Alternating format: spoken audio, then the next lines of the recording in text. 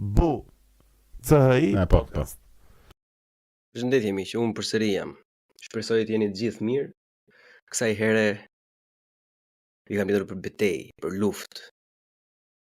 Në fakt, përpara se të vazhdoj unë me llogjet e mia, duhet të falenderoj Florin dhe Bledarin për donacionet e tyre financiare të majme. Shumë faleminderit dhe do të përdoren si gjithmonë siç shpremtuar që në fillim për të përmirësuar Buçi podcast më tej. Tani ku e lam me kuna mbeti vajva tani e mirë Mileti. Vaj këtu në fakt vetëm unë kam, se edhe të gjithë ata që janë, le të themi, ndjeksa të Buçi podcast dhe që e pëlqejnë. Ata që të donin të vazhdonin të shikonin ose të dëgjonin nëpër aparaturat e tyre. Dje unë kam nxjerrë një video në Instagram, por edhe në të gjitha mediat e tjera sociale që Buçi podcast është, për sa i përket aktualitetit të podcastit dhe Shadowbanit që po i bëhet podcastit. Ka ardhur shumë pyetje në fakt në inbox, duke të pyetur Buçi mos ja fut kote, kupton, pasi mos thjesht nuk kanë qef njerëzit ta dëgjojnë, ose të tjerë që kanë gjëra të tilla, domethënë bëjnë publikime ose paguajnë lek Google-it ose YouTube-it për të dalë të parat në renditje etj.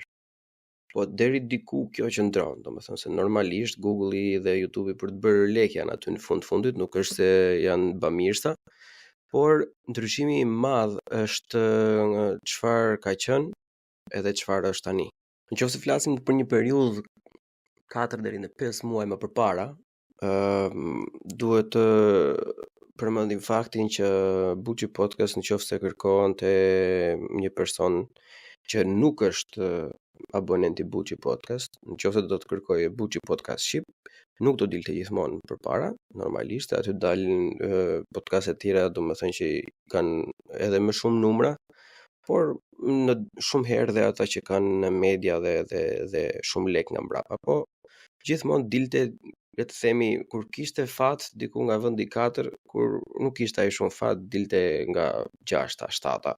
Pastaj erdhi periudha ku unë vendosa t'ju bashkangjitesha ty mikeshave dhe miqve të mi për sa i përket nismës #duatvotoj 2025 dhe në të njëjtën kohë krijimi të videove të shkurtra, e rubrikës e quajtur shkurtimisht për mbi cilësinë e ndërtimit në Shqipëri, por edhe sigurisë në punë, keq trajtimit të punëtorëve, propagandën, le të themi, përdorimin e keq të imazhit të gjithë secilit e të tjerë.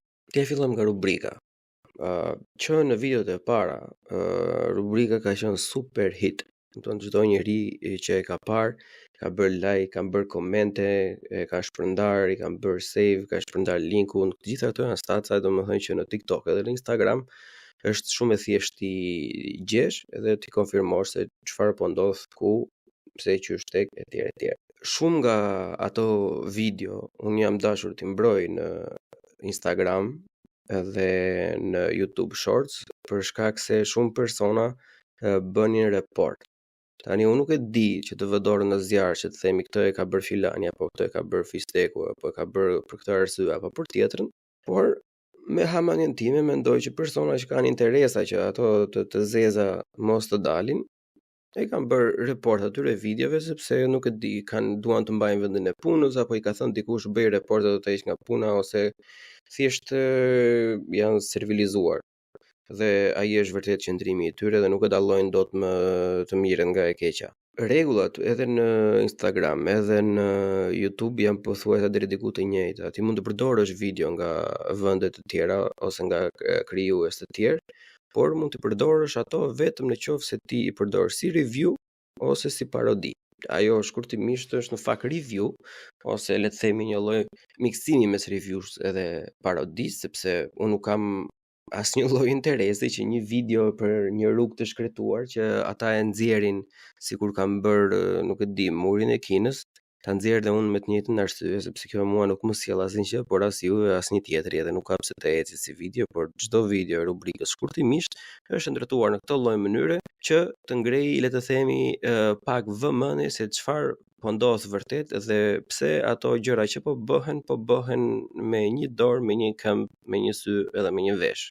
e thënë në fjalë shqip ose fjalë televizive, është nga ana ime një punë denoncuese për sa i përket punëve edhe angazhimeve edhe përdorimin e taksave publike, e buxhetit publik të Shqipërisë për gjëra gjysmake që normalisht janë të bëra në mënyrë të tillë me qëllim që ata përsëri të ndërtojnë diçka në të njëjtin vend vitin tjetër dhe të vazhdojnë të vjedhin lek pafund.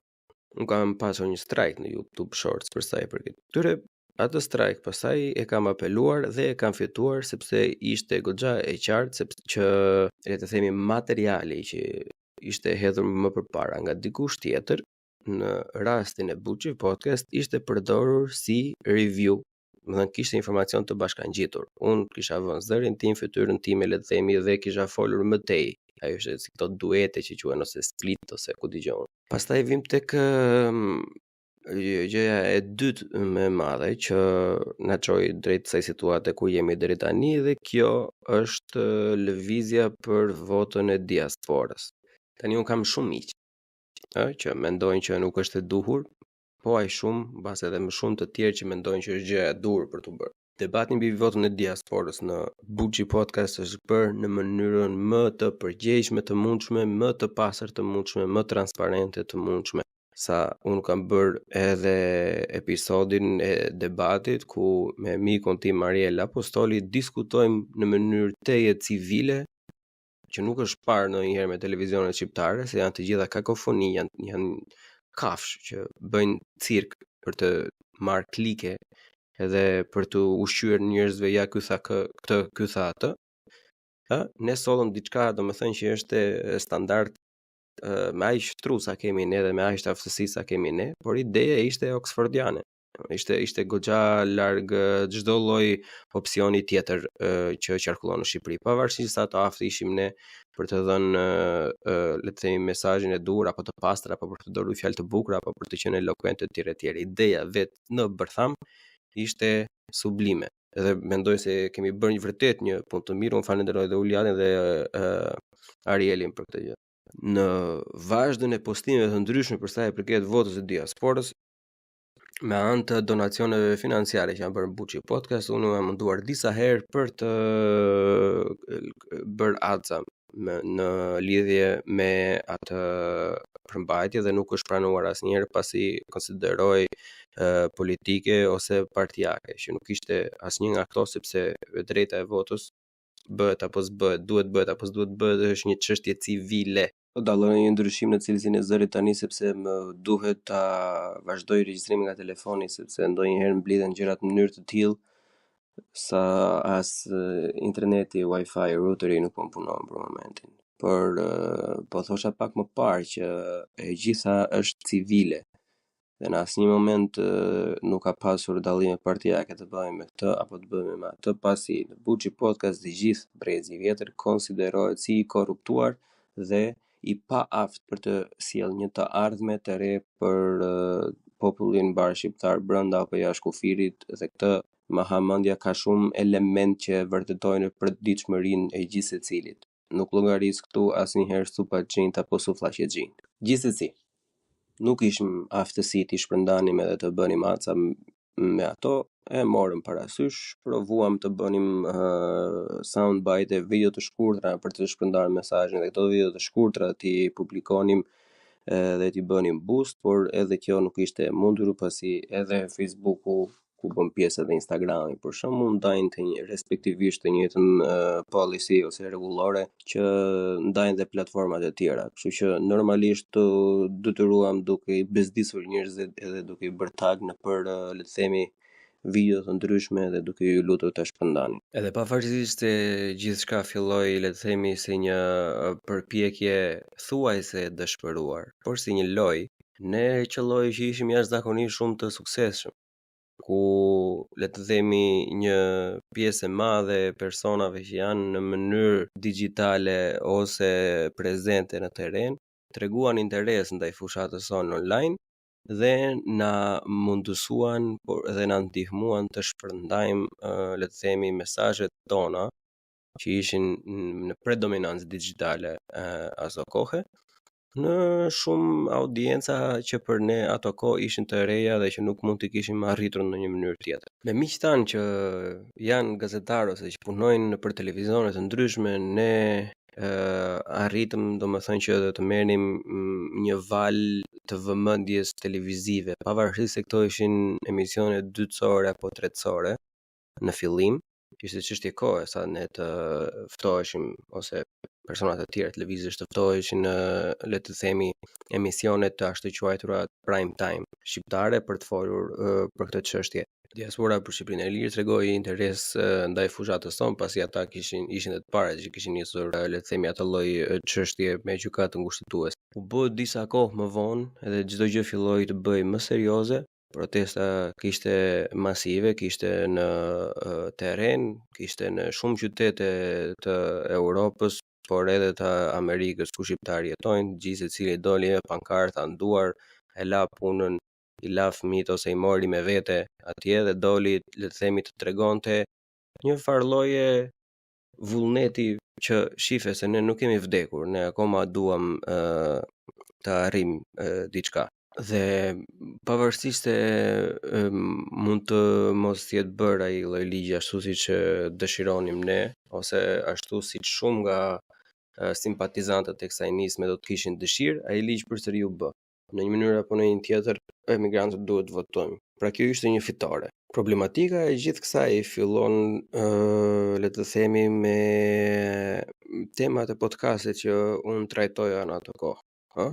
Unë kam gjithmonë e kam dëshirë që në qoftë se njerëzit janë të gatshëm për të folur për, le të themi, problemet dhe hallet e përditshme të shqiptarëve, normalisht unë e bëj me qef. Duke u futur në këto ujëra, domethënë, fillojnë ndjehen luhatjet e para të statikës së numrave. Se normalisht po ta keni vënë re andej para episodeve 100 edhe kusur, ka pasur Buçi Podcast një boom natyral të jashtëzakonshëm. Atëherë s'kishte as monetarizim, as jo lloj gjëje. E parasysh edhe vetë disa episode, pavarësisht problemeve teknike që mund të kenë pasur etj, kanë ecur jashtëzakonisht shumë mirë. Njerëzve i ka pëlqyer, e kanë shpërndar, edhe ka arritur, le të themi, rekorde. Jo vetëm për Buçi Podcast, por edhe për shumë podcaste të tjerë të pavarur shqiptar. Nuk po flas për ato që i kanë shitur shpirtin shejtanit. Si çdo lloj nisme tjetër, si çdo lloj biznesi apo ku dëgjon çfarë mund të quhet, domethënë, mbas një mali kulminant suksesi gjithmonë ka një livadë ose një gremin të zezë që duhet kaluar. Dhe ajo periudhë kaloi dhe pastaj filloi rritja konstante e vogël nga episodi në episod, por deri diku numrat ishin konstant. Mbas episodeve mbi lëvizjen, siç po ju tregoja pak më përpara, po ndjehej një lloj rënje drastike që ishte literalisht shumë e pashpjegueshme. Me kalimin e kohës edhe me anë të donacioneve që unë kam marrë, domethënë kam bërë investime në podcaste për software etj, dhe normalisht jam munduar gjithmonë që të sjell një kualitet teknik, por jo vetëm më të lartë nga episodi në episod të Buçi Podcast. Dhe logjika nuk bënte sens që si shpjegohet kjo lloj rënje, por unë gjithmonë e konsideroja okay, mbase kjo nuk ka qenë interesante ose mbase njerëzit nuk kanë dashur të dëgjojnë podcast në këto momente ose mbase thjesht janë pushime, nuk kanë qef të dëgjojnë këto lloj gjërash, por gjithsesi gjithmonë atë krimbin e kisha që shife se diçka ka. Por e injorova për një kohë të gjatë. Jo më pak se sa 3 javë përpara, pasi jam kthyer nga Korfuzi ose përpara, nuk e mbaj mend fix. Një miku im që kam njohur në Ilirian Brains, që nuk ishte akoma abonent, më thoshte: "Buçi, si është emri i podcastit në YouTube, se nuk më del." Thash, plak, është unik, nuk ka tjetër që i afrohet, as të huaj nuk e që konsiderohen ose le të themi shkruhen Buçi Podcast. Sa kam unë, tha, po kërkoja podcaste shqipe dhe atje nuk dilte, tha, dhe kur jepja Buçi Podcast, dilte, po dilte kështu në fund fare. Që zakonisht nga ana algoritmi, nëse jep emrin ashtu siç është, duhet dali, domethënë, direkt pa bërë scrolling fare, do të jesh i aftë ta shohësh kanalin se për çfarë bëhet fjalë. Gjithsesi, kjo ishte pika ku më lindi pak dyshimin fakt. Dale vëlla, çfarë po ndodh? Pse nuk i del njerëzve? Kur dikush kërkon podcast shqip, nuk del. Kur prej muajsh tashmë emri zyrtar është bërë për efekt që të jetë më i thjeshtë për të qetur nga njerëzit, jo për ndonjë gjë tjetër, se është vetë shpjegues. Nga Buçi Podcast është bërë Buçi Podcast shqip me mendje të hapur, domethënë duhet dilte në motorët e kërkimit, si Google, si YouTube, por kjo nuk ishte kështu. Kthehemi pastaj tek e gjithë gjëma e madhe. Para 2 javësh pothuajse, nuk e kam mbushur akoma, unë marr një, le të themi, njoftim nga YouTube që thot materiali që ke përdor është material që konsiderohet si i ripërdorur, që domethënë e ka bërë dikush tjetër më përpara dhe ti po e nxjerr përsëri. Ky material që konsiderohej nga YouTube si i përdorur ishte material ekskluziv i Buçi Podcast. Ishte një material që merrej nga episodi 127 me Mirean, ku ne flasim për bioteknologji, e më thet thash. Pastaj bëra appeal dhe thash si ka mundësi se kush mund ta ketë hedhur këtë tjetër, domethënë që e paska marrë unë nuk jepej asnjë lloj informacioni, thoshte thjesht copyright claim reused material. Dhe unë atë e apelova edhe e fitova, pastaj video e qëndroi atje. Një ditë pas asaj, për një nga memet me spakta ngjelen duket apo diçka e tillë, edhe pse është në shorts, edhe pse është parodi në këtë rast, u konsiderua prapë si materiali i ripërdorur. Tani unë duke ditur se çfarë Acromaxi bën edhe çfarë zagarësh janë ata, që nuk lën asnjëri të ngrej kokë për çfarë lloj gjëje, sepse normalisht duhet i përgjigjen dikujt në fund të ditës, vendosa që më mirë ta heq atë videon se sa të riskoj tani apelime mbas apelime, domethënë thjesht për disa klike, për disa view më shumë, dhe e vendosa ta hiqja atë video. Ndërkohë që unë hiqja videon, adresën e emailit më vjen një njoftim nga YouTube-i, monetarizimi i kanalit është pezulluar, për shkak se është përdorur disa herë video që i përkasen dikujt tjetër, që prap sipas ligjeve të vet YouTube-it është, le të themi, e pranueshme. Tani ku qëndron gjithë strumullari? Unë mund të bëja appeal kësaj, por për t'i bërë appeal ose review, kërkohej që mos të kishe fshir asnjë video që nga momenti kur kjo ishte hequr. Kur e drejta e monetarizimit kishte hequr. E drejta e monetarizimit është hequr fix 4 minuta para se dhe unë të hiqa videon me Spartak Ngjelen, por nuk e kisha vënë sepse ishin në email dhe unë kam qenë nga aplikacioni YouTube Studio në telefon duke hequr këtë video për të mos rrezikuar gjithë materialin tjetër. Nëse unë do të bëja një review ose një apel YouTube-it, nuk do të rishihej ose do të ishte një, le të themi, konkluzion i keq për mua, sepse mund të bësh appeal vetëm nëse nuk e fshir video që prej momentit që është dhënë ky vendim. Edhe unë nuk përfshihem atje sepse unë kam fshir video, pra një video short, nga momenti që vendimi është marrë. Ishte mënyra tjetër e YouTube-it pasaj që duhet të arrije orë shikimi përsëri, dhe numër abonuesish përsëri dhe të aplikoja nga e para. Edhe gjitha kjo shahmati që unë mendoj që mbase nuk ka gjë në qëllimshme, por qëlloj momenti dhe situata që unë i kam bërë gol vetes në atë pjesë, është se për shkak se episodet e fundit nuk ishin performuar aq mirë sa duhej, orët e shikimit për disa muaj si e kanë ata fix, nuk do ta shoh, mund ta shoh tash live diku. Orët e shikimit për periudhën kohore që ata dëshironin. Për shembull, për mua nuk ishin të plotësuara. Unë isha poshtë orëve. Pra në 3 muajt apo 4 muajt e fundit kërkonin, nuk e di, diku te 4000 orë. Dhe unë jam aftësisht tani te 3600. Kështu që mua nuk mbetet asnjë lloj gjë tjetër vetë të pres që podcasti të marrë një, le të themi, shtys tjetër, të marrë një mal të ri, domethënë që të heci në mënyrë të suksesshme, në mënyrë që të aplikoj përsëri nga e para. Edhe gjithë mortja e kësaj pjese është se podcasti nuk del asgjë kundi atyreve që nuk janë abonues, edhe nuk lejohet më, le të themi, publiciteti, që nuk e diua përmendëm përpara, por kjo është shumë e qartë tashmë.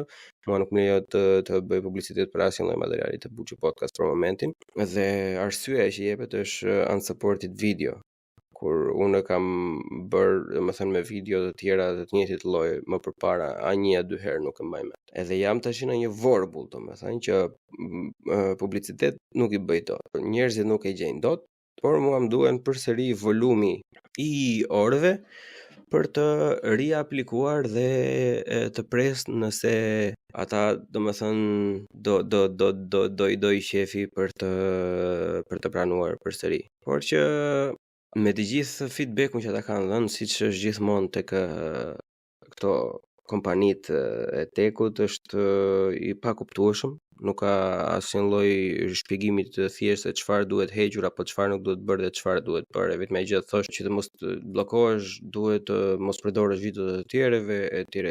Që mos përdorësh nga social media të tjera ku më thet thashë, që asnjëra nuk është e saktë me Buçi Podcast. Dhe për ta aplikuar përsëri, unë duhet të pres normalisht deri në dhjetor, deri në mes të dhjetorit. Që të bjerë akoma më grop podcasti, që të jetë akoma më vështirë. E shkoni, do të them edhe një gjë, se Lifetime podcasti ka bërë diku tek 130 euro. E kupton? Monetarizimi ka filluar para një viti, ma mendja, dhe në gjithë kësaj kohe unë kam bërë 130 euro, që i bie pothuajse, I don't know, duke 11 euro në muaj, kështu që nuk është asnjë gjë. Edhe mua nuk ato lek as nuk i kam tërhequr, sepse kanë dhe një threshold ata që nuk mund të tërheqësh nëse s'kap deri diku. Po kjo nuk është e gjitha gjëja. Ideja është që të lidhura me këtë që është i quajtur monetarizim, janë dhe shumë gjëra të tjera, vizibiliteti për të tjerat. Unë asnjë lek nuk kam parë, as nuk kam dashur, ose le të themi nuk ka qenë qëllimi im të shoh lek ndonjëherë, se nuk do kisha bërë të njëjtin material nëse do isha i fokusuar te leku. Por e gjithë gjëja është që tani na kemi futur në një vorbull kështu, e kupton, into the abyss. Edhe si duhet të dalim një orë më përpara. Këtu do doja të marr kohën, si ndryshe nga çdo herë tjetër, që le të harrojmë donacionet e budalliqet e tjera për momentin. Unë nga të gjithë dëgjuesit, dashamirësit, shikuesit, fansat, shokët, miqt e Buçi Podcast, por jo vetëm, do kërkoja me përulje që deri në dhjetor të tregoni një suport paksa më ndryshe, sa herë që dalin episodet e reja të shkoni, t'i shihni, t'i klikoni, mundësisht nëse është e mundur t'i lini playable in the background also, që le të themi të arrim ata angazhimin e duhur për të dalë nga vorbulla dhe për të aplikuar përsëri, sepse për momentin nuk kam asnjë lloj zgjidhje tjetër. Prandaj juve që po dëgjoni këtë podcast, jeni të lutur, sa keni mundësi, nga koha juaj e përditshme, për atë 1-2-3 minuta që do ju marri ky aksion, për të hapur faqen e YouTube-it të Buçi Podcast dhe le të themi për të dëgjuar disa episode, ose për të hapur një video apo shorca etj, për të lënë like dhe komente pafundse. Angazhimi i madh i një kanali, sa do të bëhet shadow ban ai, është e pamundur të injorohet, se në fund të fundit YouTube-i do të përfitojë. Nëse YouTube përfiton sepse shumë nga ju do qëndrojnë edhe do dëgjojnë Buçi Podcast në vend se sa të rinin në Facebook apo në Instagram, atëherë normalisht ata leku ndjekin, sepse është vetëm gjë që njohin.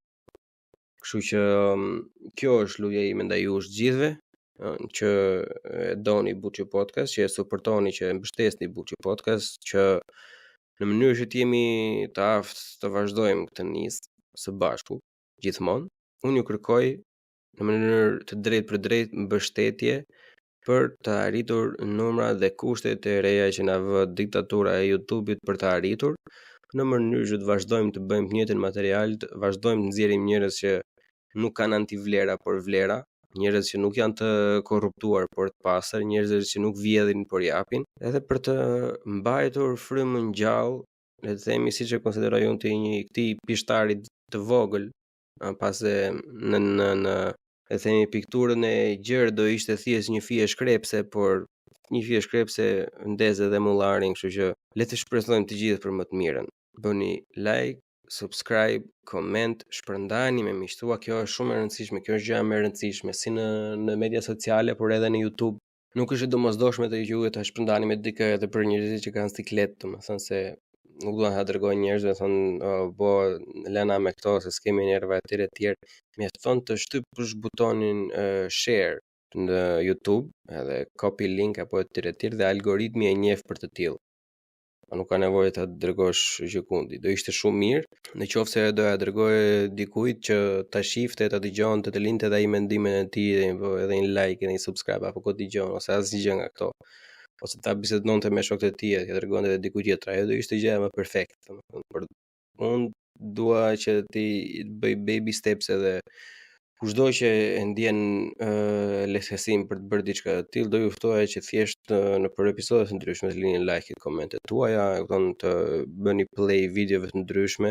Mbas ka episode që ju nuk i keni dëgjuar ose ka episode që do i ridëgjoni përsëri apo monologe apo hapësira publike apo muzikën klasike që unë publikoj në YouTube dhe vetëm në YouTube, jo në ato kanalet e tjera ku shpërndahet podcasti. Këto gjëra mua do më ndihmonin shumë, pasi do më rrisnin vizibilitetin dhe lutemi algoritmit pasaj që të na marri përsëri në duart e tij dhe të na lej të bëjmë rehat atë që bëjmë ne më mirë, që është të mos gënjejmë dhe të bisedojmë me njëri tjetrin në mënyrë të kulturuar.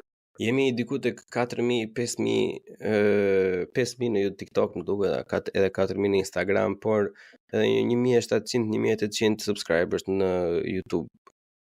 Sikur vetëm ata që kanë bërë subscribe të hapnin videon kur i vjen njoftimi, mamane do sillte një ndryshim shumë të mirë, shumë shpejt. Gjithsesi, nuk po e zjas më këtë sepse nuk dua t'ju bezdis, kjo ishte gjendja emergjente për sa i përket podcastit, dhe duke shpresuar se shumë nga ju do i përgjigjen kësaj thirrje, kësaj kërkese publike për ndihmë.